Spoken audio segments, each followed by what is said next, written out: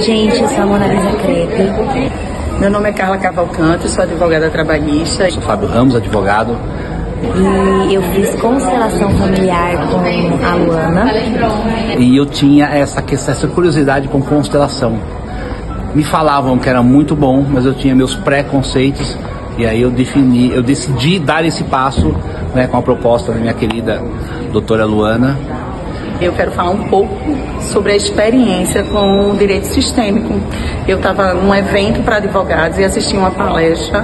Foi muito impactante. Amei viver essa experiência. Eu quero fazer outras vezes, porque eu acredito que a vida é cheia de bloqueios e coisas que a gente não faz ideia, mas que realmente, para mim, teve um efeito carinhoso, um efeito libertador muito grande, que transformou tanto a minha vida quanto a da minha mãe também. E aí, qual foi a surpresa, gente? Foi muito bom para mim. Foram 3 sessões que me despertaram algumas coisas. Eu fui entender que muitas das minhas coisas foram coisas dos meus pais. Então eu tirei um pouco de culpa de mim e comecei a entender alguns porquês. E quando a gente entende o porquê, a gente começa a tratar o porquê. E aí a gente vai nos tratar quem está ao nosso lado, entender algumas coisas importantes da vida e como elas devem ser conduzidas. Que você abra o seu coração para a constelação.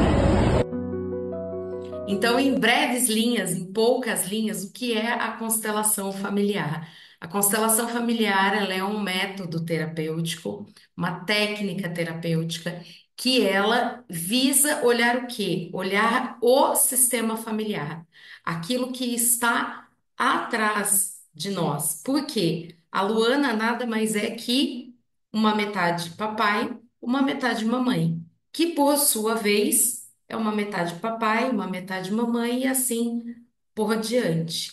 E como que nós vemos isso? Nós vemos essa questão sistêmica familiar através de algo chamado campo morfogenético.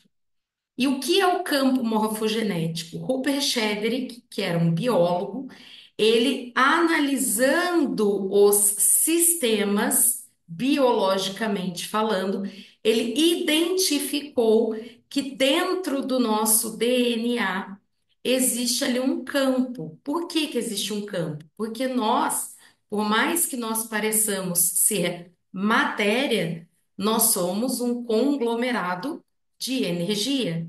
Então, por exemplo, a água, H2O, 2 átomos de hidrogênio, um átomo de oxigênio que forma uma matéria água.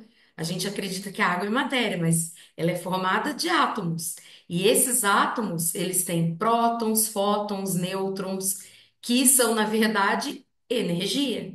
Então, Rupert Sheldrake observou que dentro dos sistemas existem repetições de padrões ou repetições de ações que passam de geração em geração através de algo que ele denominou ressonância mórfica, que é aquilo que vai passando energeticamente de uma geração a outra e que forma um campo, que ele denominou de campo morfogenético.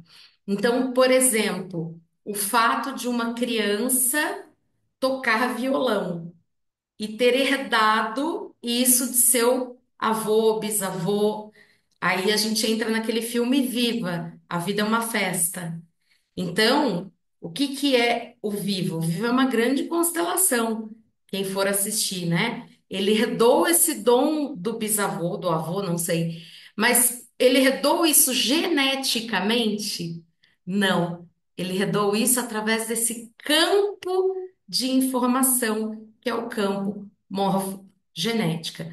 Da mesma maneira, a gente tem a epigenética. A epigenética são, né, as emoções, traumas, medos que eu herdo dos meus antepassados. Então, tem um exemplo muito famoso que haviam ratos em uma gaiola. Toda vez que eles sentiam o cheiro de cereja, um dispositivo disparava e dava choque nesses ratinhos. Gerações depois, ratos descendentes desses que sentiam cheiro de cereja e tomavam choque, começaram a sentir medo de cheiro de cereja, mesmo sem tomar choque. Mas o que explica isso? Os antepassados começaram a sentir medo de cereja por uma questão de que eles tomavam choque, e isso, gerações posteriores, imprintou epigeneticamente esse medo neles. Então é muito comum, por exemplo, pessoas com medo de água, com medo de dirigir, com diversos medos que na verdade não são seus, eles foram herdados. E aonde vem a constelação familiar nisso? Bert Hellinger, que é o pai das constelações familiares, ele foi missionário nas tribos Zulus.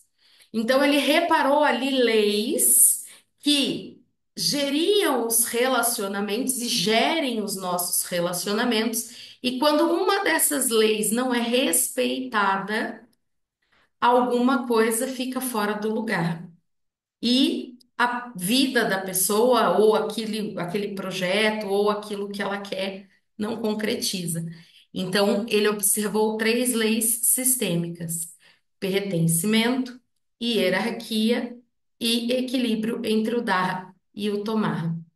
Pertencimento, tudo e todos precisam pertencer. Toda exclusão gera uma reparação. Então a gente volta lá no filme do Viva, A Vida é uma Festa. O menininho veio com essa coisa de tocar violão, de tocar.